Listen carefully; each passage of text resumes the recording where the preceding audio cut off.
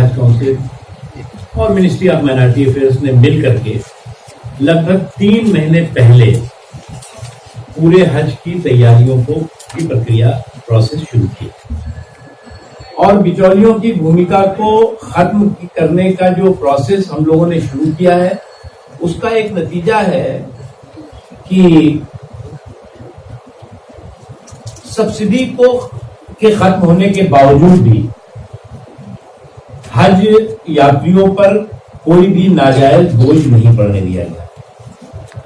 और इस बार खुशी की बात है कि जो जीएसटी 18% थी